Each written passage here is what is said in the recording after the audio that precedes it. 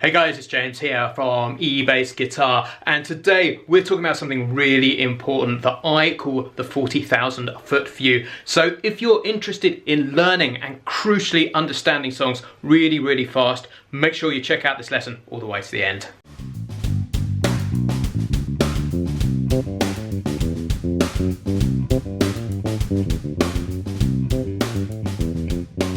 Hey guys, it's James here from eBassGuitar.com, and have you ever been in a situation where you've got to learn a song really fast? It might be a case that another band's bass player has gone ill and in a couple of days time you need to do 10 new songs that you haven't seen before.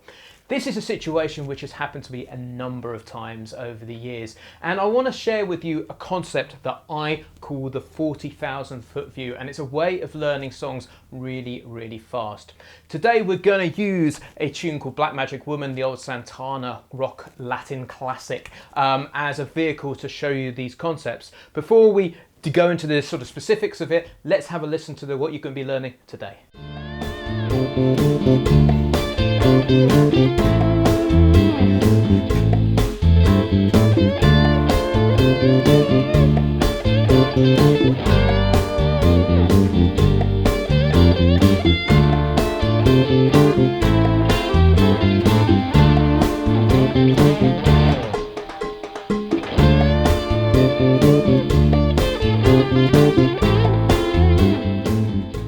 So what is the 40,000 foot view? The 40,000 foot view is a concept that I use to zoom out a little bit, and rather looking at individual notes and learning a bass line that way is when we zoom out a little bit and start looking at sections as a whole. And when you can start understanding the sections of music and the form which is going on below, or as I like to call it, the sequence as well, you can really save yourself a lot of time and start to memorize songs really quickly and really crucially understand them. So you've got a lot more options to play with when you come to actually get on a gig, or if you're just jamming at home. So let's take a look at Black Magic Woman. There's a very set chord sequence which is going on throughout the whole of this song. It actually starts, I think, about 45 sort of seconds in. There's kind of this spacey intro, but when it gets going, this pretty much carries on for the whole of the track. So let's talk about the sequence we're going to play. We're in the key of D minor here, so I'm going to sketch this out now for you. So this is a 12 bar sequence. It's not a 12 bar blues, but it's another chord sequence which just happens to be 12 bars too. So first chord is a D minor. So let's sketch this out like this. So we're going to go D minor, and we're going to play this for 2 bars like so. Then we go to an A minor chord, and we play that for another 2 bars as well, like this.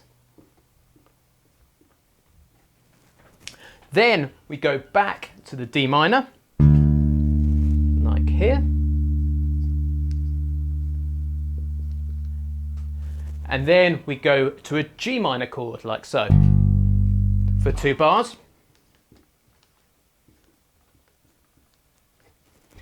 And then we go to a D minor for 1 bar,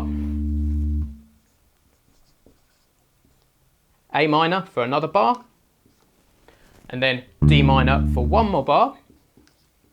Then we put what's called a stop on the end, and that is a break on beat 1. So 2, 3, 4, bom, 2, 3, 4, and you would rest for those last 3 beats.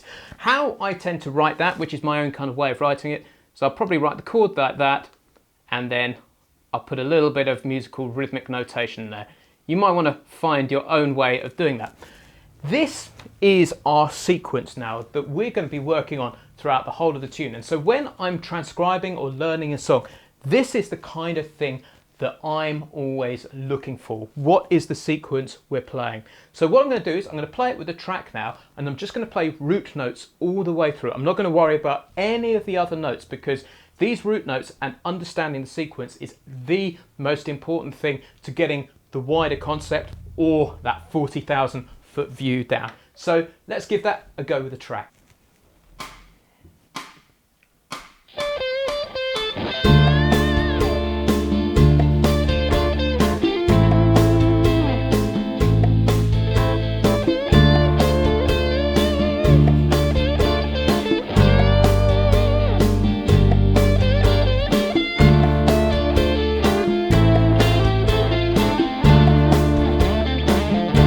about it.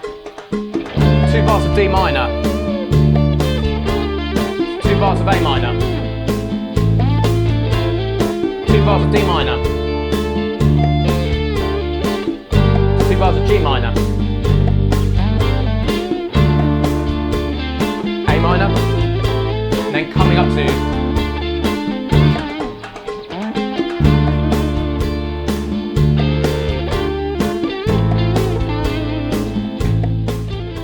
So, as I said earlier, that is the most important piece of understanding, that you need to play that tune here. It's worth also saying that this stop right on bar 12 is a little moment to either let the guitar shine, because there's a very strong guitar melody there, or they sometimes do a percussion break there. So we drop out and let the other instruments really sort of shine again.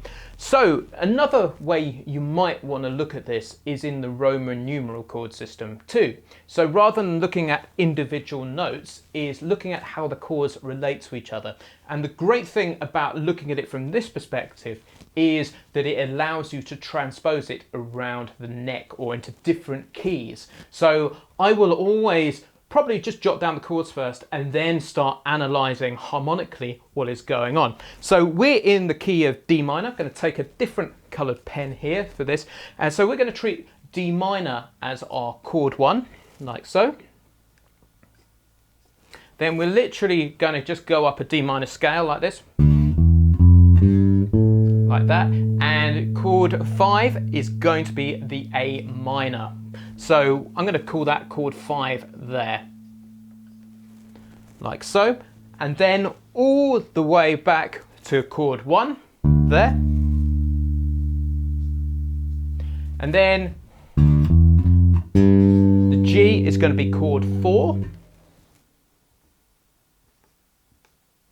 then we have chord 1, chord 5, and then chord 1 again. And I believe once you start putting the Roman numeral chord system in, or the Nashville chord system is another very similar term for it, this is when your understanding of the wider sequence will really start coming alive. So I really urge you to understand that. And then start putting it into some different keys. So if we were to put it into, say, let's put it down a tone or a whole step, and we can put it into C. And then so our chord 1 would be C minor. Our chord 4 would be an F minor, and our chord 5 would be a G minor too. So you can look at it from that perspective too, which is really helpful. It might be a great exercise to take it through all 12 keys. Now, once we've got this understanding in place and we feel really comfortable with the sequence that we're grooving over, now is the time to put in the detail, which is the riff that Santana are playing. All too often I see students jump on tab sites and go straight for the riff, but without taking in this wider understanding. And the reality of it is, when you've got this wider understanding, that's when you can really start jamming on it and creating your own bass lines and pushing things around. All too often guys get stuck just almost robotically playing the tab. And that's a real shame when there's so much more you can do with it. So I'm going to tell you the bass line that they play on the original. Don't forget, there is a PDF download which comes with this lesson. There is a link below where you can grab that. So let's talk about the line. Obviously in the PDF you'll see it written out and notated, but the most important thing is to get this more global, the 40,000 foot view understanding. So let's talk about the bass line.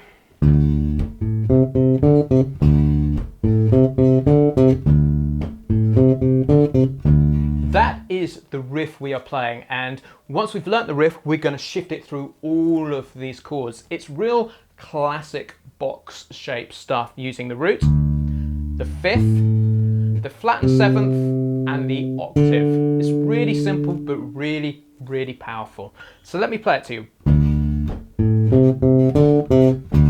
Let's take that apart now. So we have a D on beat 1, then halfway through beat 2 we have the fifth, 1, 2, like that on beat 2, and then we have 2 C's to the 5th fret on the G string on beat 3 and beat 3 and, so like that. And then on beat 4 we hit the octave, and then we go back to the flat 7 on beat 4 and.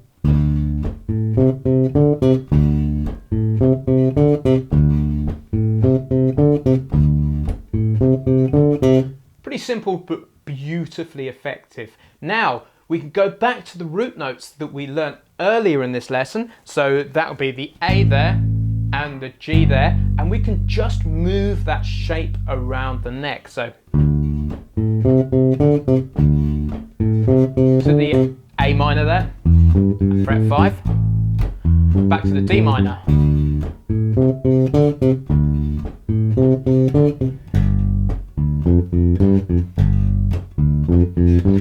to D,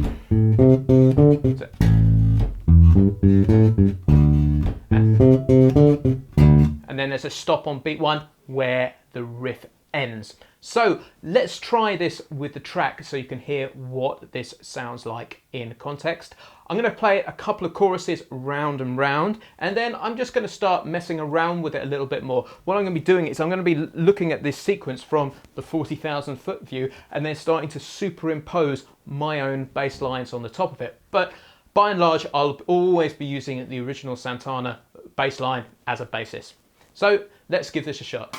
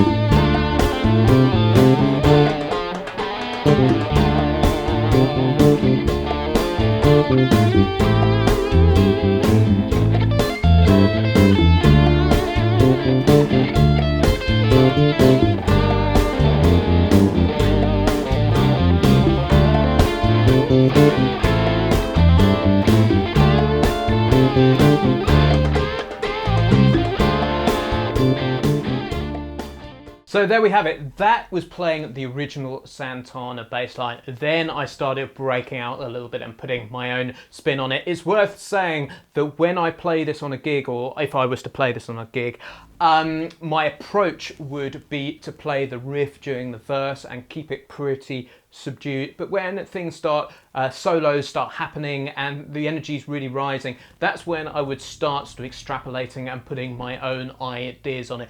That's a sort of a question of taste, I guess, and every bass player will do that thing a little bit differently. But the crucial thing I think I always do as a musician is refer back to that riff and try and make sure that initial concept is always nested somewhere within there. And crucially, I keep my eye on the 40,000 foot view, and then I superimpose my own riffs on the top of that. If you like this idea of superimposing riffs, I urge you to check out a course called the Riff Masters Bass Course, which is inside my private membership, where I coach and give you even more step-by-step training on how to play the bass. The Riff Masters Bass Course is a step-by-step process of building up and extrapolating riffs of lots of different chord sequence in there. In essence, it's a very simple but immensely powerful idea which gets you really set up for playing these sort of lines, and also is a whole bunch of fun too. So guys, that was the lesson on taking the 40,000 foot view when you learn a song. So I really hope you've enjoyed that and it's given you some really serious light bulb moments. Please do comment below and let us know what the most valuable thing you got from the lesson is. Also, make sure you download the free PDF resources which come with this lesson. And of course, give this a like and share on social. I've been James from eBassGuitar.com and I'll catch you next time. Cheers for now.